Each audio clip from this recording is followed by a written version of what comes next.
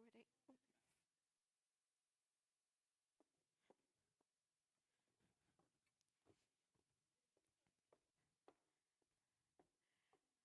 Good afternoon, ladies and gentlemen, and welcome to Raising Youth Voices 2026.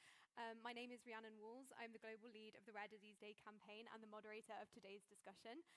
It is my pleasure to welcome onto the stage our Raising Youth Voices youth representatives.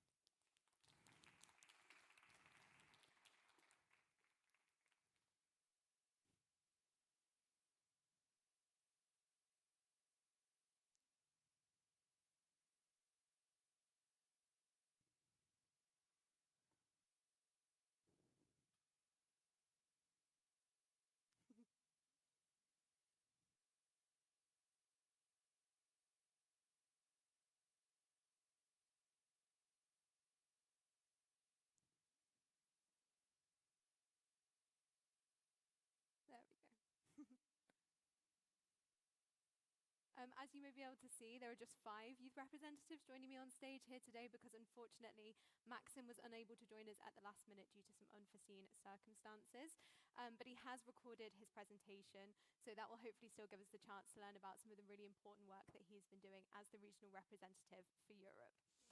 We're going to start today's roundtable with a series of introductions to give everyone a chance to introduce both themselves but also their Rare Disease Day project. So without further ado, Sue, do you want to lead away? Well, my name is Sue and I come from China. I'm living with spinal muscular atrophy type 3. Now I'm a student taking master degree, majoring in social work. The project I bring today is about in campus, how we do advocacy for people with disabilities and people living with rare diseases. We take activities such as teach chat, and we organize some people to talk about their own lived experiences with and without disabilities and exchange our thoughts. Yeah. I believe you're expecting some slides, is that correct? Yeah. Can we have Sue's slides, please? Oh, I think that's the controller. Ah. Is it? Ooh. There we are. Yay! They're behind you there. All right. Yeah. Sorry, can we see them at the front here, please, as well? Sorry, we still can't see anything. It's okay. It's just Are you sure? It's just some pictures, and you can next page. Mm-hmm. Next pages, and all next pages. We can just take a quick look about what we do in the campus. Yeah, next pages. Yeah, actually this activity is funded by Starbucks, so they give me some money to do all those things. Thank for them to support. Yeah. Next. Yeah, we do some courses actually in campus just to let those social work students to get familiar with social model of disability, because before they met me, they didn't know what means the disability studies, even they are social work science, social science that students, yeah. Next pages.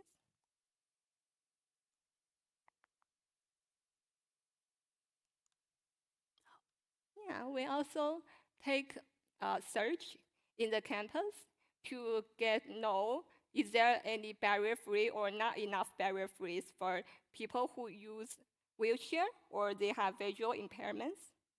So we also write a report, be published nearly recently, yeah. Next pages. Yeah, just activity pictures. Next. Awesome. Yeah, we also, yeah, those are the teachers, tutors who are familiar with disability studies. Then I invited them to get to teach those people. Yeah. And I also take people with disability go to Google companies to get them to know some DEI strategies. Then they can be get job in here. Yeah. Next pages. So you can read a little bit about this. We're done. Okay. Next pages. Yeah, that's why we make change a little bit, step by step. Yeah. Yes, one of my classmates, when she knows about the inconvenience about using wheelchair, she makes change by herself. Okay. Yeah, we also this activity also get into the UN competition. Yeah. Yeah, I guess that's all about the things I want to share. Amazing. Thank you so much. Yes, thank you. Okay. Moving to you, Pablo. Hello, everyone. My name is Pablo. I am a 30-year-old person living with a rare disorder. I was born in Colombia. I live in the United States. And I guess it makes sense as a young person that my project would be pushed along by a sense of helplessness and urgency. Seeing everything that's happening, at least in the United States, in other parts of the world, in terms of the health system and how things are going, to put it diplomatically, left me wondering if there was anything that could be done, that we could do. And so the project that we ended up doing pretty much is just a. Oh wait, I forgot Maxim's video. We can go back to this. So if you go to your slides, we'll come back to Okay, Maxim's video at perfect. the Sorry, end. Maxim.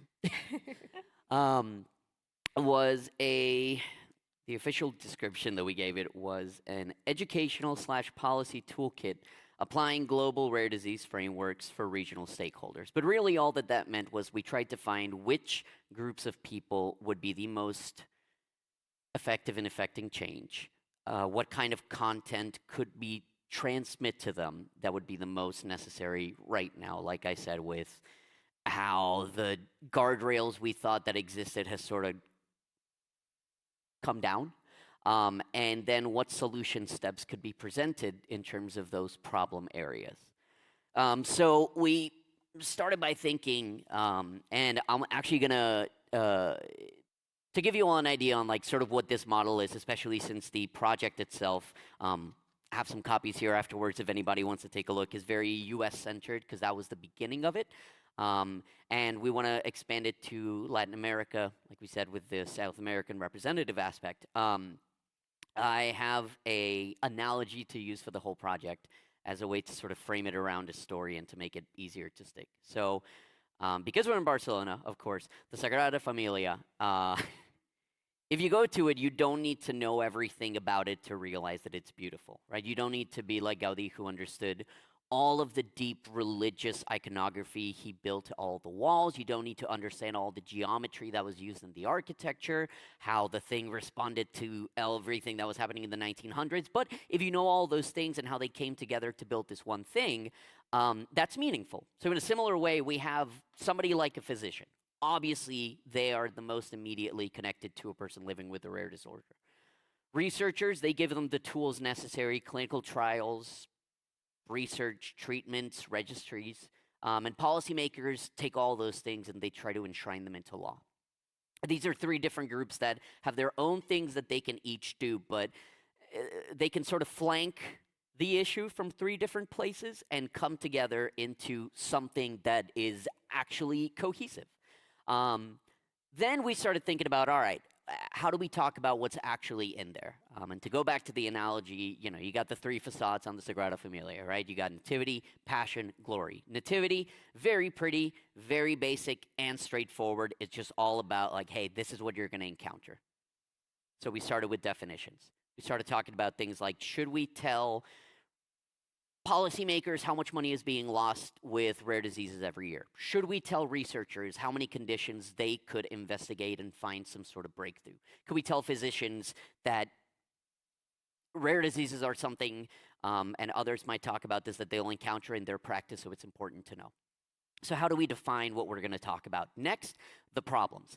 Passion facade, kind of depressing, looks very bare bones and very basic. It's supposed to create a sense of uncomfortableness in you.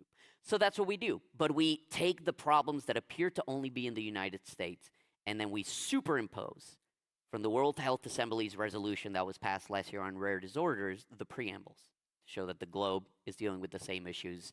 No one country is going to be alone. Finally, the solution steps. Haven't gotten to that, but hey, the glory facade, which ironically still not built, is all about the hope, all about the feeling that there are things that can be done. And so finally, because of that, we have the question of how do we present it? In 1890, Gaudi was working in a workshop with a bunch of huge plaster models that he would build. In the 70s, we used the kind of software that was used to define jets to figure out how to make the columns inside. And nowadays, you go and you see that the people there are working by 3D printing the models, using other CAD software, but still old-fashioned building. So it's not like the three formats that we're using are very different, but we start with a PDF. Full, complete, all the information there, super in-depth, easy to transmit.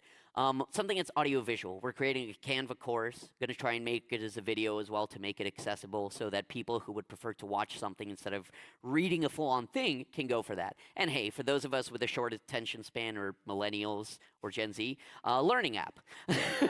We put all the content, or are going to put it on a learning app, the kind that some companies use to teach you about safety and stuff, so that you can sort of get that information without it being super extensive.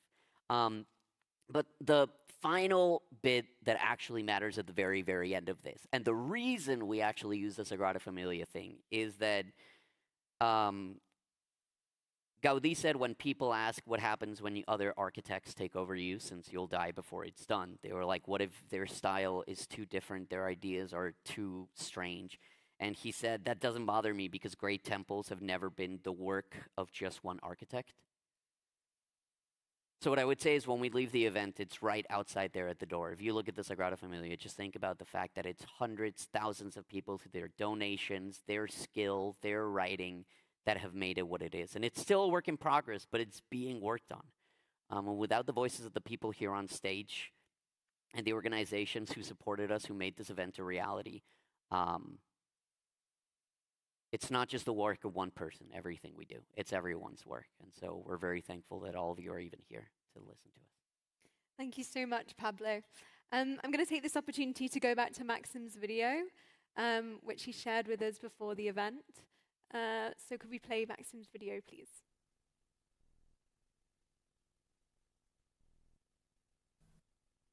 There we go.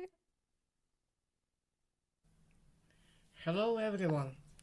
Also, I couldn't attend in person. I'm glad to be able to present my work and share with you the project I've been developing through this video. My name is Maxim Biskupski and I represent the European region. I am also the head of Rare Use of Ukraine. I live with a rare condition, dystrophic epidermolysis bullosa, and alongside my personal experience, I work to ensure that young people with rare diseases are not only heard, but included in decision-making and real-life solutions.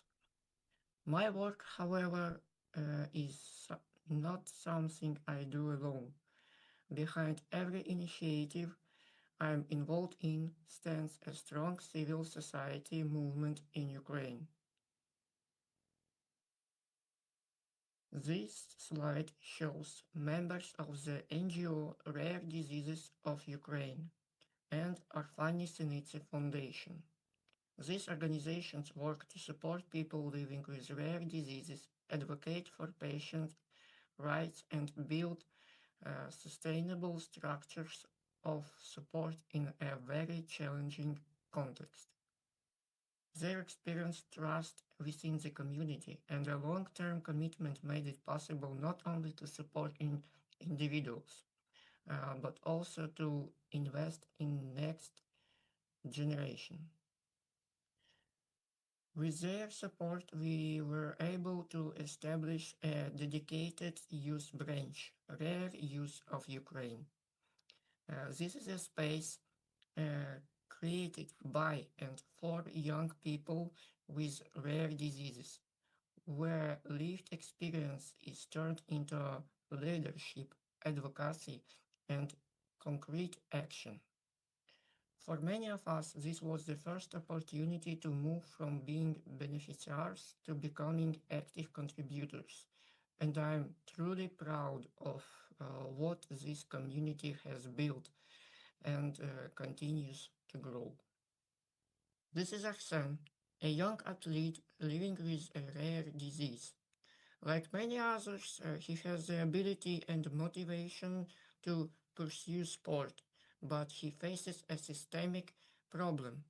Many rare diseases have no visible external signs, and there is still no clear or consistent sports classification for these athletes. As a result, young people with medically confirmed limitations often fall into a gray zone. They do not fit existing parasport categories, yet cannot compete on equal terms with non-disabled athletes because symptoms such as pain, fatigue, or weakness are not recognized. My project addresses the gap by focusing on access, recognition, and realistic pathways into sport so that young people like Arsene are no longer excluded by the system. To address the gap, my project focuses on three key steps. First, rising public awareness.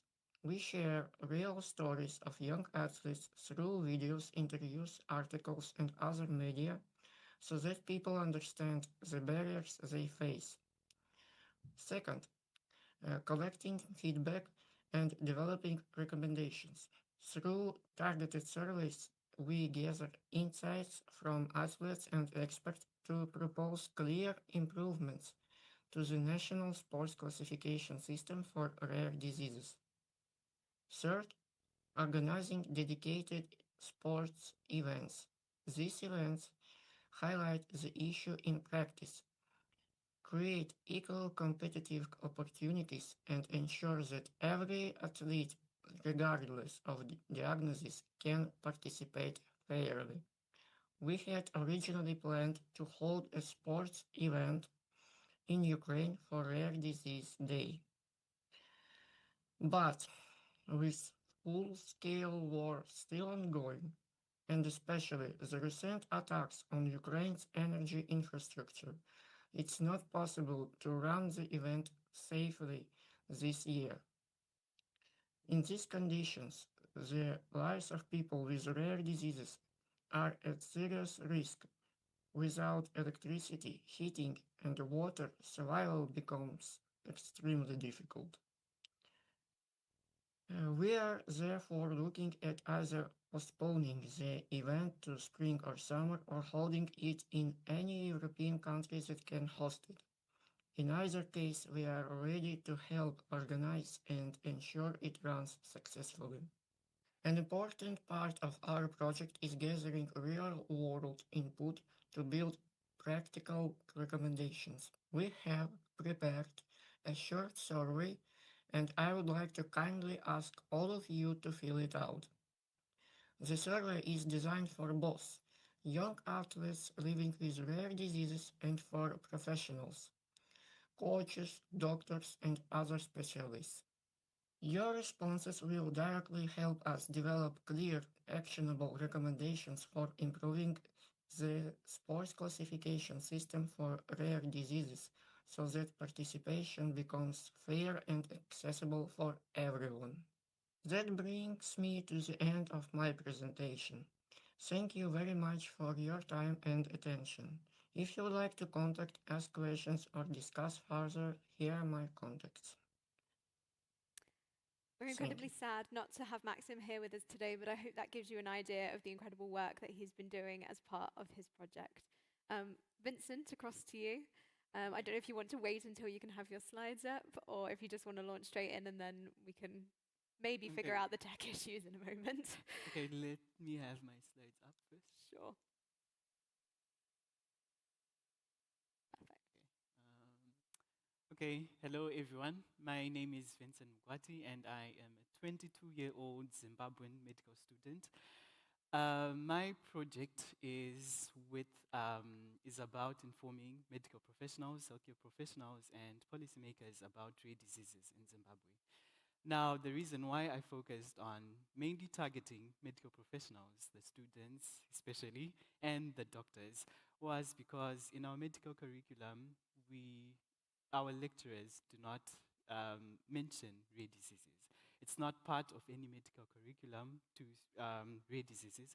So I wanted to inform the future generation of medical students that rare diseases do exist and that when common diagnoses fail, they should have a rare-aware mindset. That is, thinking that this might be a rare disease. Because there's a whole lot concerned with rare diseases, but it all starts with the diagnosis. So it's important that medical students, the doctors, be able to diagnose rare diseases. So for my project, it included a webinar and a hybrid event, and also an infographic booklet, which I'm working on, hopefully to be released on Rare Disease Day. Yeah. So I was collaborating with the Medical Students Association of Zimbabwe and Medics for Rare Disease, with the support of Rare Disease International, of course, and Rare Disorder Zimbabwe. So for the webinar, we had it in November, and some medical students attended, as well as medical doctors, and it was Medics for Rare Disease that was explaining to them what rare diseases are, what resources are there for them to be able to diagnose rare diseases, and how they can try to have this rare-aware mindset. Then for the event, the in-person event, it was on the 24th of January, and the theme for the event was mainstreaming rare diseases, a public health priority. And for the audience, we had medical students, medical doctors, interested individuals or stakeholders, and as well policymakers. And one of the notable policymakers we had was a representative from the Minister of Health, who's in charge of non-communicable diseases. And it was really good to have him there because I liked his speech and the conversation we had afterwards, where he mentioned that the ministry is now aware about rare diseases, and through this event, we now know, and so we'll definitely have rare diseases included in Zimbabwe's health agenda. And we'll try drafting a policy when the Global Action Plan for Rare Diseases comes out. So that's a win, and I was super excited to hear that because within Zimbabwe, when you want to get something done, it's really difficult. But him attending, that was really good. And from the medical students, I also loved the feedback I got from them. When I usually host webinars, it's a very few number of them that attend, maybe 30, 40. But for this event, they came in their numbers, and it was really good. And for some of them who've never had attended any rare disease webinar, I liked what they said from the feedback that I really want to get involved in rare disease advocacy work. And when I'm now studying, like you did, I'll try having a rare-aware mindset, building that rare-aware mindset. So that was my event, and that picture is of me when I was giving my speech. Yeah. And that was the group photo we had of the remaining attendees. And it was a really good event. I am super honored to have and inspired to have held that event. It was really good. Yeah. Congratulations. Thank you very much for Yeah. sharing it with us. And now we're going to hand over to Liam McCarthy. Hello, everyone. My name is Liam. I am the North American representative for this event, Raising Youth Voices. I'm currently 21 years old and a college student at Emory University based in Atlanta, Georgia. And I personally live with the rare disease called classic congenital adrenal hyperplasia. This basically means I do not produce cortisol and I lose salt relatively quickly. Fortunately, though, there is treatment for my condition, and I've been able to have quality care for the past 21 years. I know that's not something a lot of people with, certain rare diseases can say, so I'm incredibly fortunate for that. Now, regarding my project, it's called the 100 Project, which basically is a social media campaign that I primarily did on TikTok, and it takes, leading up, November 20th was the start date, and because of that, November 20th was the startup of 100 Days to Rare Disease Day. So I decided, November 20th will be the date that I start because, Eurodis and Nord and all of them, they recognize the 100-day countdown as well. So once November 20th came around, I took 100 days and I asked 100 people for their stories and, their faces so I could post it online on a TikTok and, just share their general story. However, the one catch I like to do that I made sure to capture was the fact that I didn't want them to necessarily bring up their rare disease. And this was mainly because I feel like people in these day and age, while the rare disease identity is important, I also believe that, their other identity is just as important. Who are they outside of, their rare disease kind of situation? And obviously, because rare diseases are rare, I did try to open it up a bit. So I didn't just get people who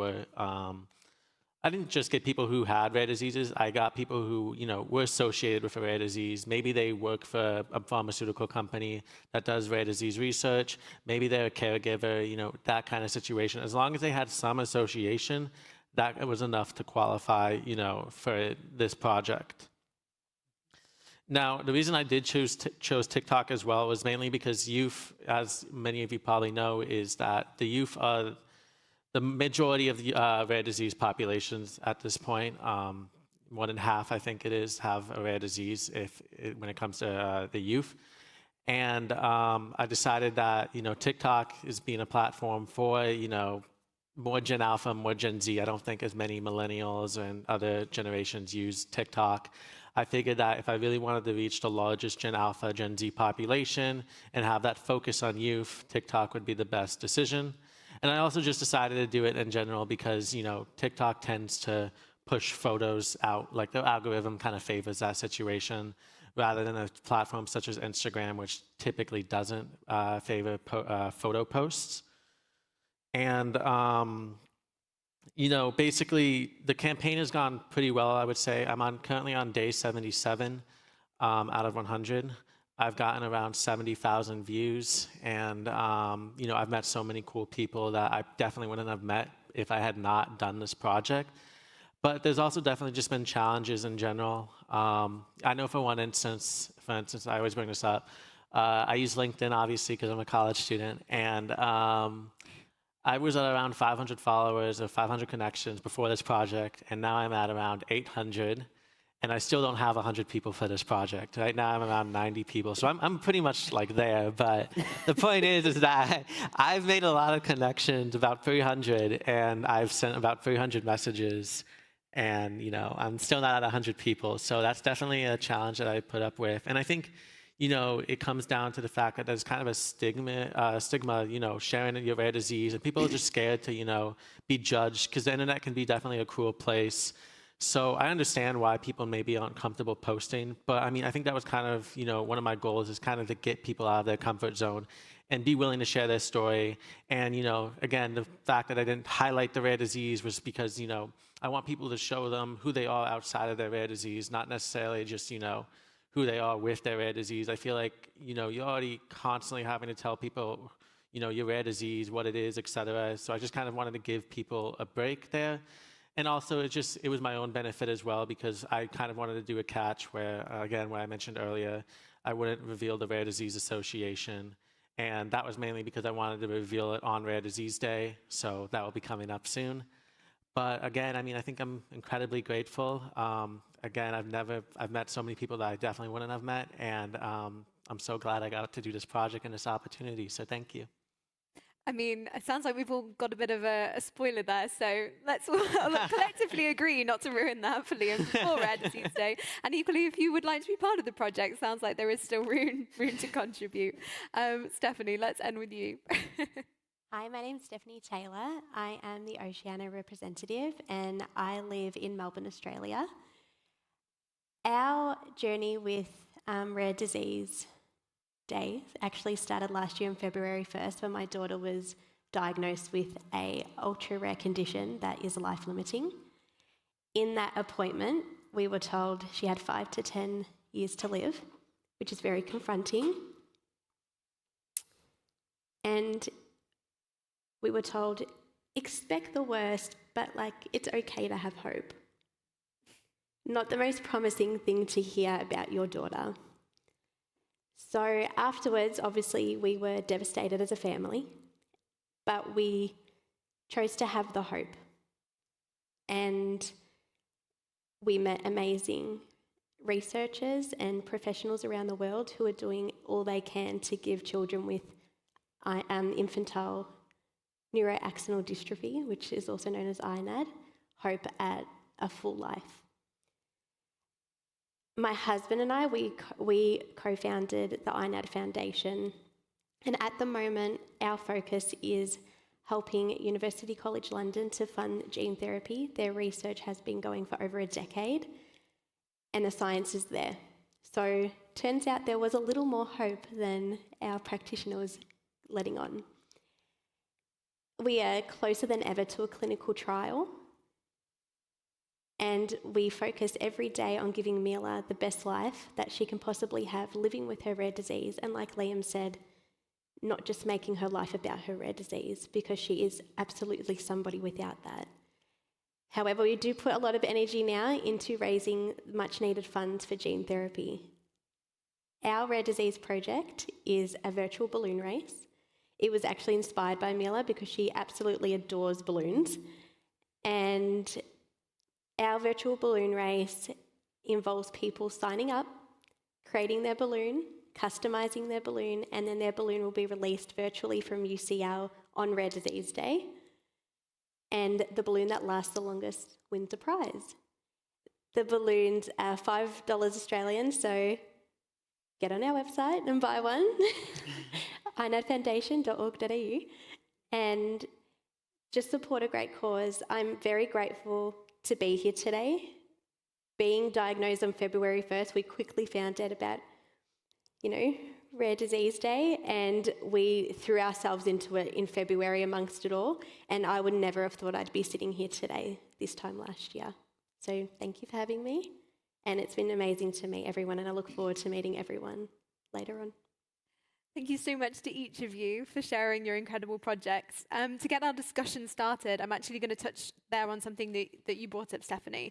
So the fact that both you and obviously your family are facing an issue that unfortunately many in our community will be familiar with, that being a lack of access to treatments or to funding. Do you want to expand a little bit there on the challenges and maybe even how you've gone about coping with that situation? Yeah, it's definitely disheartening when you don't realise the lack of funding in rare diseases until you're faced with a rare disease and when you're touched by it. I think one of the most eye-opening things for us is when, the application for funding it's so rigorous, and rightly so, but how organisations can just pull out of it and they don't necessarily have to uphold their promise to it, but also getting communities to invest. Once communities know the rare disease, they'll invest. But there are so many other things that are well advertised, well marketed, and unfortunately it does come down to that in rare diseases. When you're raising funds, it is marketing, and it's an awful thing to say, and it's an awful thing to think about it, but it is. There are other things that are much more renowned. So I think that's been the biggest eye-opener for us, but just, the lack of funding, and these are people's lives. And it's not just treatment, it's everyday living, it's equipment.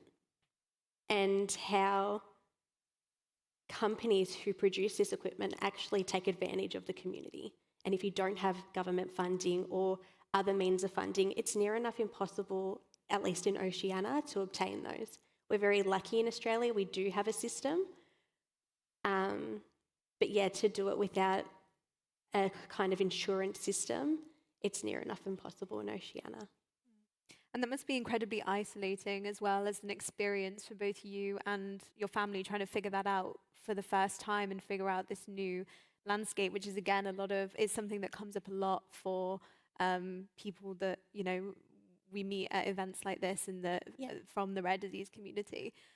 Sue, I know this is something that you've discussed with a lot of people at university and is something that you've really been trying to drive to end. Do you want to tell us a little bit more about your work in trying to end the social side of isolation for people with a disability? Yeah, socialization, isolation with people without disability. Yeah, that's a little bit big question. People with disabilities like me have heavy rare diseases, means they are in impairments. Since I was young, I get really easy to sick. I nearly died several times, and my mom cried almost every day for me. And because of this, I didn't go to the school since I was like 10 years old. And all about English or other social science, I learned it from self-study. When the treatment of SMA, came to the world, there is the first time I realized that I can't just be stuck in my home. I need to go out. I need to connecting with people. I need to have peers who can support me when I was lonely, when my mom was not there one day. Yeah, so I think this is really important. You let your kids know, no matter with or without rare diseases, that they need to build a system and to make friends more and more in case they feel isolated. But how to do this? Actually, I feel a little bit confused even now because many kids like me with SMA still stuck in their home in where I live in China. They don't have friends, they didn't go to school, they only use internet. So that's why I think TikTok is really great tools to use to make them happy. But yeah, something need to do in campus. So I think you see the hope. You take activity in campus. So people, they are younger, they get to know about rare diseases, so they may make friends with rare disease people online. So I think that would be a great thing. So I also connect the both group, online and offline. So I organize the tea party in campus, invited them to come. Yeah, that's what I do in campus, in this Amazing. project. Thank you so much. And yeah, obviously, a lot of people in the 21st century seek community online. That's a very natural kind of, I think, instinct for so many people. But it obviously does come with its challenges. You touched on some of them earlier, Liam, but do you want to share any of the others? Because obviously your own project is entirely based in this online format. Has that brought any specific challenges? Yeah, so I mean, I think in general, the online communities and just having that support is definitely a big player, I think, in now the modern times. I know my own condition has one called the CARES Foundation, and they're very active on social media and just being involved in that whole community. I think in general, it can be definitely a powerful tool and a positive tool to use online. But I also think it can be definitely, a tool that you have to be careful about. It's not, again, the internet's just not always a friendly place. And that's one of the unfortunate situations that you always have to be aware of. So I don't know, it's kind of like a 50-50 situation that you have to deal with. Yeah, of course.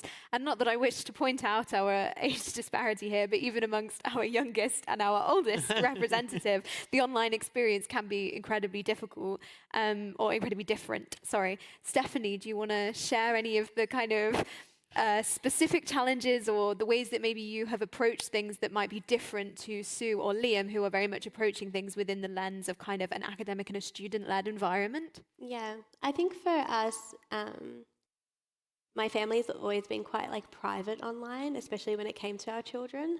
So when we were faced with this condition and needing to advocate for it, knowing social media is your best kind of marketing tool for that. Yeah, for us it was drawing kind of a line of how much we share about Mila and her story, but also maintaining her dignity. Because she, like I said, she is more than her condition. So for us, that has been a balancing act. And while we used her story to initially engage an audience in the community, now we focus on the advocating for a treatment. But yeah, always definitely just, we're very selective about what we share about her and her story and the things we share about her day-to-day life, because she's a person too, and she's got a right to dignity as well. You use the word balancing act there, and I think that can be used to describe so many situations that young people living with a rare disease can find themselves in. I mean, this is probably a great moment to remind the audience that many of you are doing these incredible things alongside having full-time jobs or full-time studies in connected or completely different areas. Does anyone want to share a little bit more about how they go about finding that all ever elusive balance in their life between maybe their studies, their work, or anything else? Just don't sleep. Honestly, yeah, Like, it's optional. lots of sugar. And, yeah. Gosh, I mean, honestly, I think just the big thing to be able to do any of those is the being healthy and well beforehand. We were talking with Rhea earlier. It took me 27 years to realize that if I didn't take my medications or take actual care of myself, I couldn't do these other things that I wanted to do. And it's a struggle because you have to force yourself. I think a lot of us with conditions or those who don't have them and see it day by day know that holding on to some sort of a routine, being able to do things that are harder to accomplish can be a lot. And so taking care of yourself and giving yourself grace, I think that's the biggest part, right? With something like this, where we had an event happening, we have rare disease coming along, you can absolutely whip yourself in the back and destroy yourself for not hitting specific milestones. I'm definitely not talking about me. Right? Like it's just the kind of thing where reminding yourself that it is okay to not be everyone, because even healthy people are not everyone, are not like others.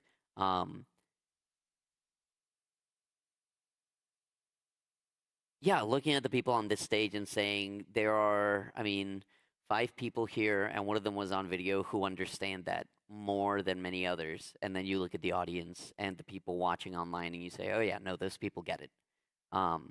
So this would be the last group to judge us, for example, for not being able to provide what we would have wanted.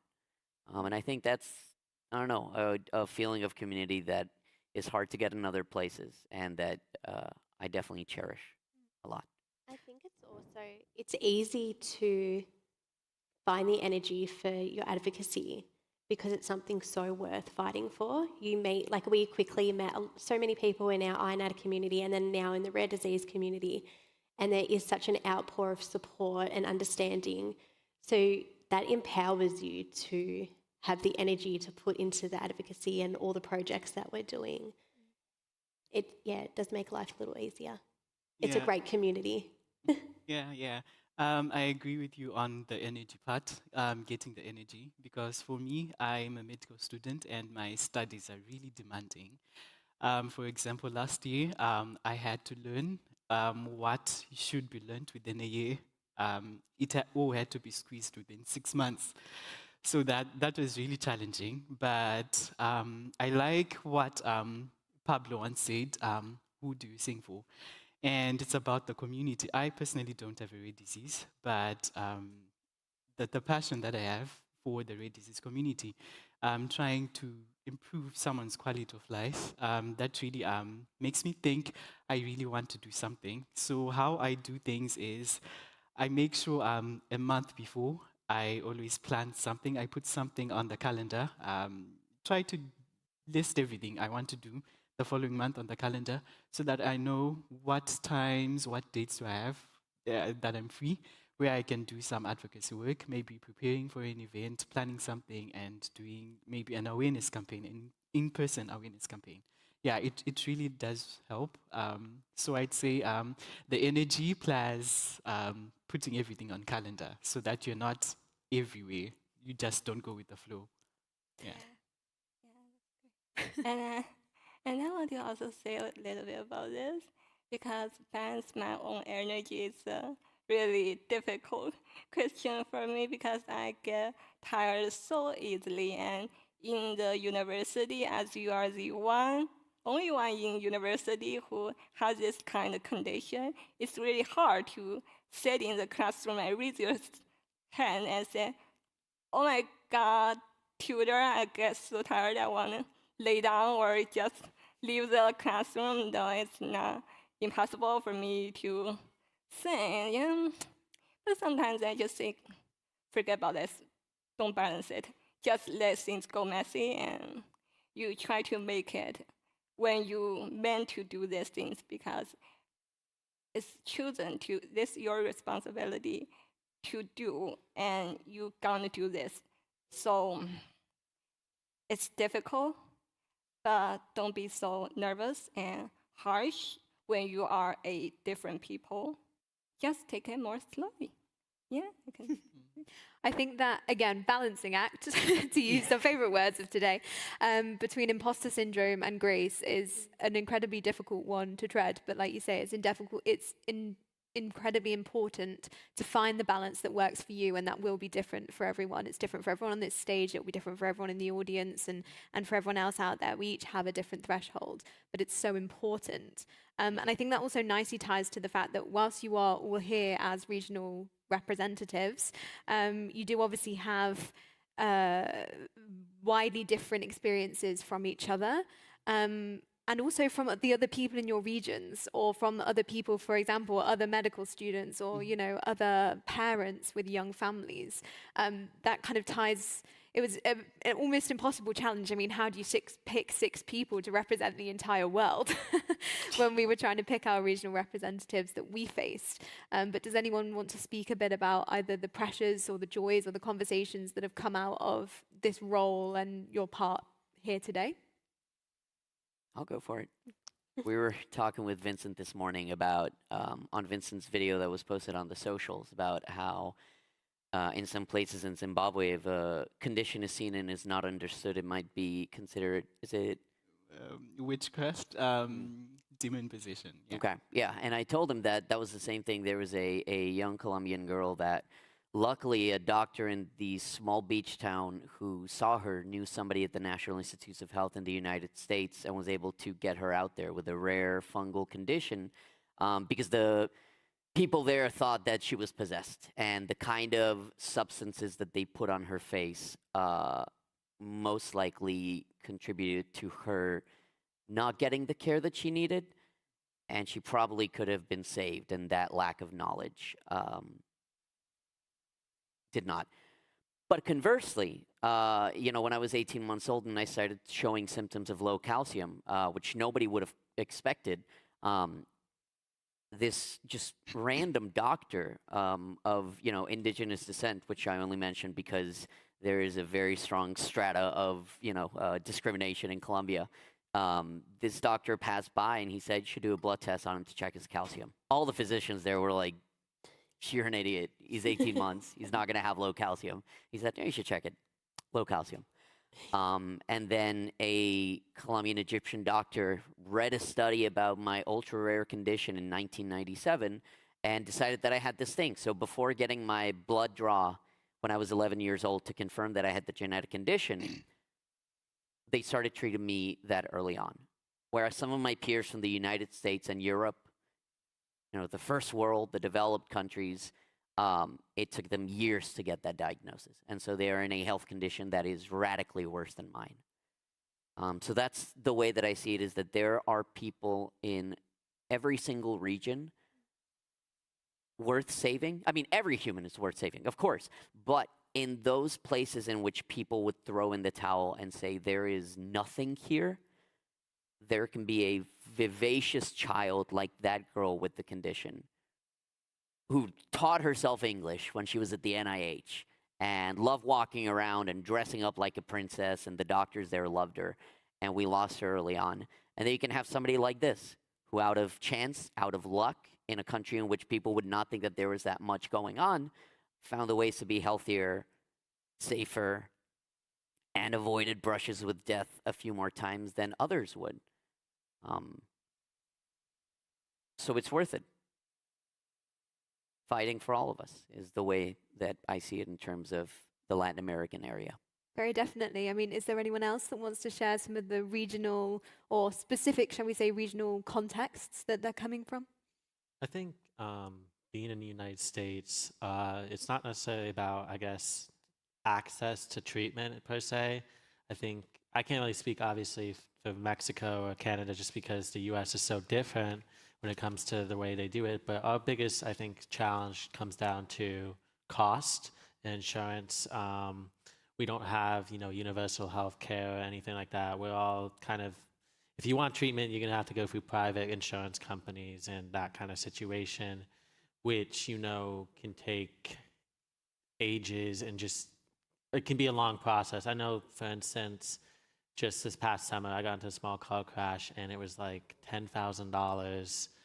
And, for an ambulance, just an ambulance was $10,000. And it's kind of like, an ambulance is $10,000. I would have added, I wasn't even injured. So I was like, why did here's a $10,000 bill. And I mean, fortunately, my dad has insurance, so I'm covered. But that's not the case for a lot of people in the United States. It's just, in general, the health situation is so, you need to have a good income. You need to have a high income kind of situation and get good health care. And if you don't, I mean, you're kind of stuck with government aid. And, that's always in limbo every 4 years because, new presidents usually. So it's just not a stable situation to be in with government aid and just, the long time and all that. So it kind of comes down to, you really need to have that private insurance. And then private insurance is a lot of money. And even then, you still get billed like $10,000. And then you got to fight insurance kind of situation. But besides that, I feel like the U.S. does have a very good, in terms of like treatment. I think they do have a very good, they have a lot of biotech companies always trying to find the next treatment, et cetera. So I think in terms of treatment and just general like medication, the U.S. is very good. I think it comes down to cost that becomes the very big challenge in the United States. Yeah. I'll try to join the 2 points that Pablo and Liam said.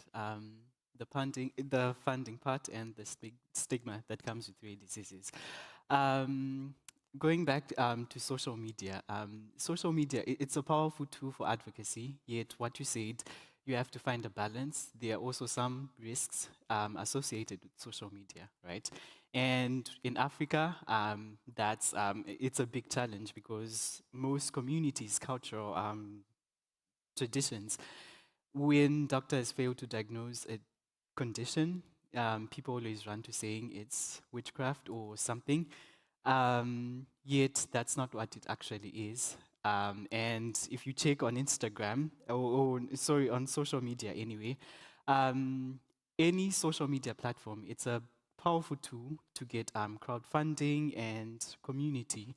But at the same time, going public with a rare condition follows a stigma risk. You can check on the comment section of each post, people say terrible things, nasty things.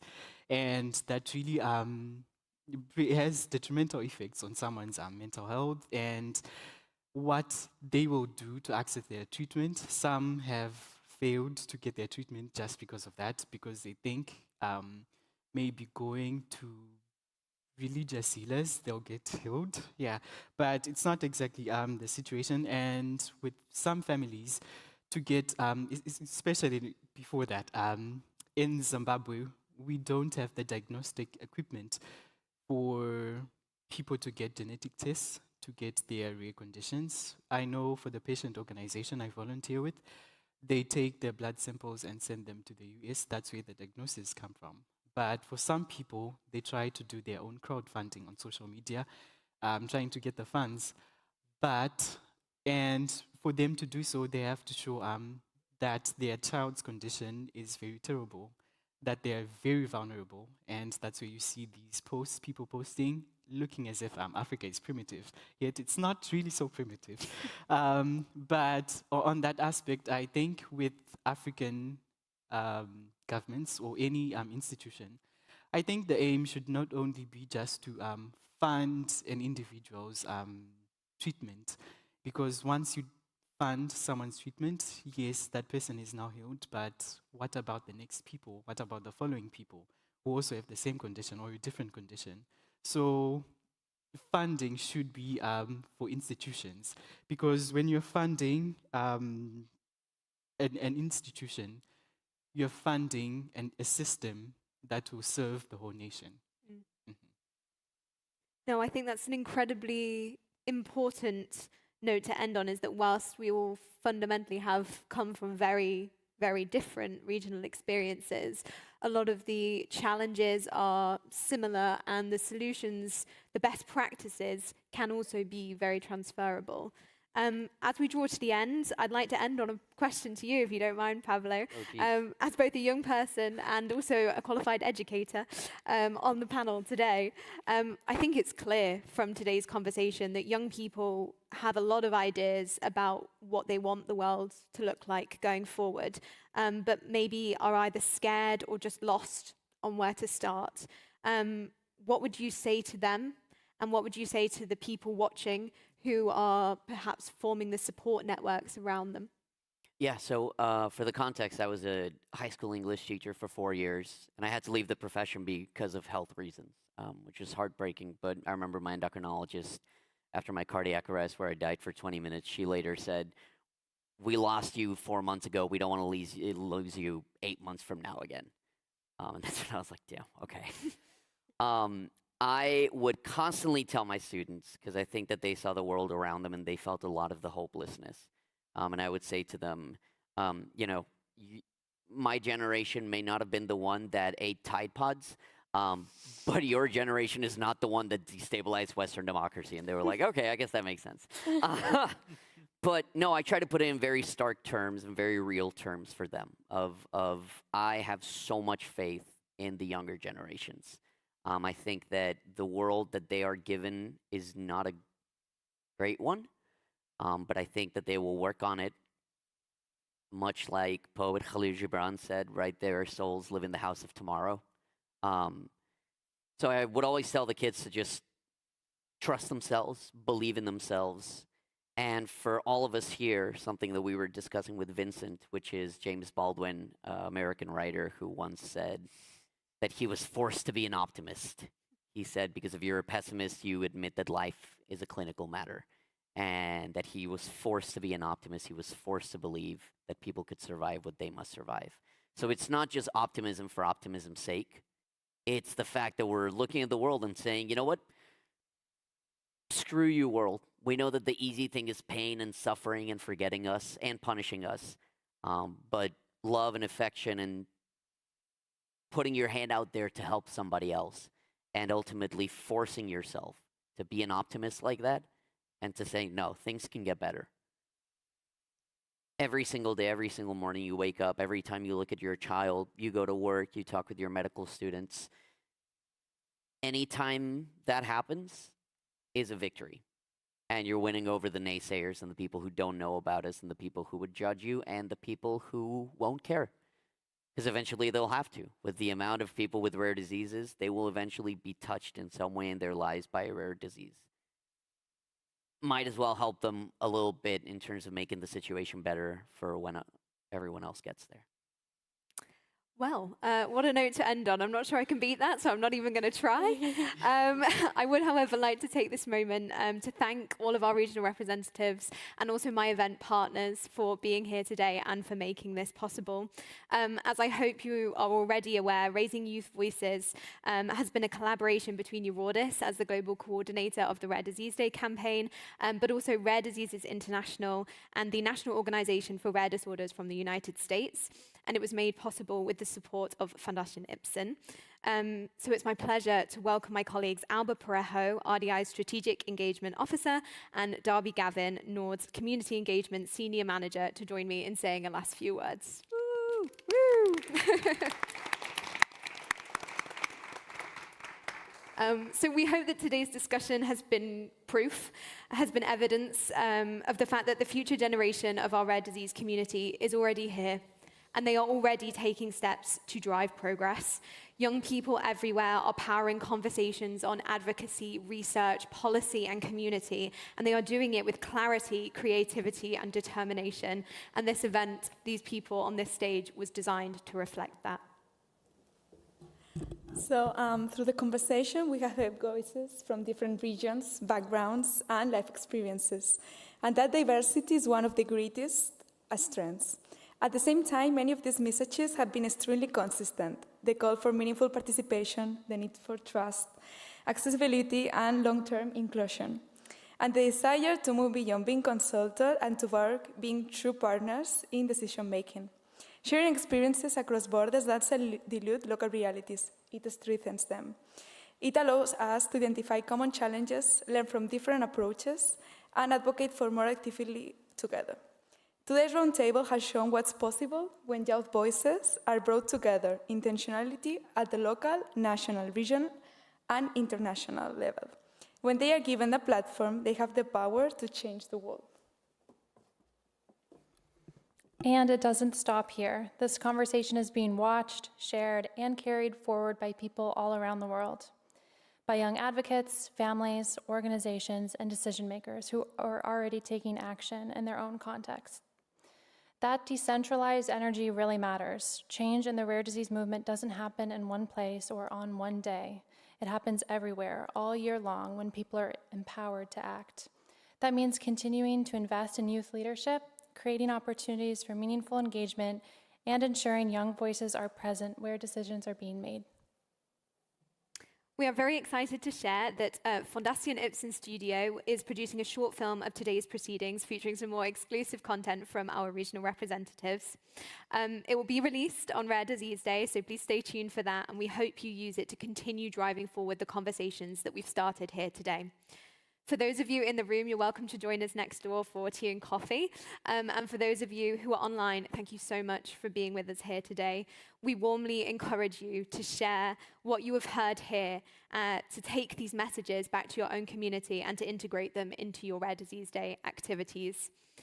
Global collaboration is the very fabric of what we have done here today. So thank you once again for being part of Raising Youth Voices and for helping us to carry forward this shared commitment to the rare disease community. Thank you.